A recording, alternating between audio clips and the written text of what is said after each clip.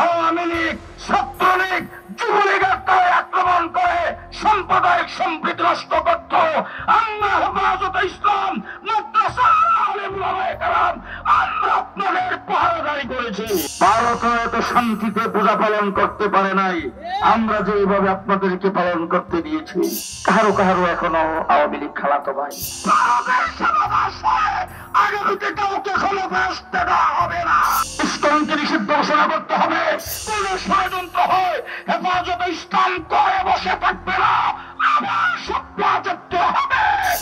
আমি শুধু একটি কথাই বলতে চাই, আজকের এই সম্মেলন আমাদের একটার গাড়ি, 12টার গাড়ি আরো লম্বা। 2 নম্বর কথা বলতে চাই, 800 বৎসর ভারতবর্ষ মুসলমান শাসন করেছে, হিন্দু এই দেশে ছিল।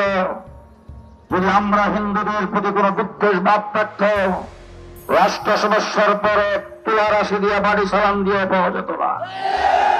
2 নম্বর কথা বলতে চাই, আমার বাংলাদেশের ফ্যাসিবাদ সরকার পেছনের দরজা দিয়ে যখন বেগে চলে গেছেন, এই দেশে সর্বপ্রথম টার্গেট ছিল হিন্দুদেরকে দিয়ে সংখ্যালঘুদের নির্যাতন হচ্ছে। সেই দিয়ে শহীদ মিনারের সামনে আপনাদেরকে রাস্তায় নামাইছেন, মিথ্যা অজুহাত উঠায় সাম্প্রদায়িক সম্প্রীতি বিনষ্ট করার চেষ্টা করেছেন। তখন আজকে মনে থাকার কথা, হিন্দু ভাইদেরকে মনে করে দিতে চাই, আপনাদের উপরে আওয়ামী লীগ, ছাত্রলীগ, যুবলীগের তারা আক্রমণ করে সাম্প্রদায়িক সম্প্রীতি নষ্ট করত। আমরা হেফাজতে ইসলাম, মাদ্রাসা, আলেম ওলামায়ে কেরাম আমরা আপনাদের পাহারাদারি করেছি। গত কয়েকদিন আগে দুর্গা পূজা গেছে আপনাদের, ভারত হয়তো শান্তিতে পূজা পালন করতে পারে নাই, আমরা যেভাবে আপনাদেরকে পালন করতে দিয়েছি।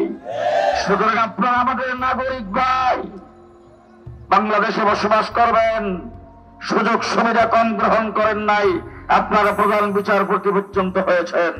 আমাদের আপত্তি নাই, মন্ত্রী হন, মিনিস্টার হন, বড় বড় অফিসার হন, কিন্তু বাংলাদেশে ইসলাম আর মুসলমানদের বিরুদ্ধে ষড়যন্ত্র করবেন, পরিষ্কার বলে দিতে চাই, আমরা পোল্ট্রি মুরগি নয়।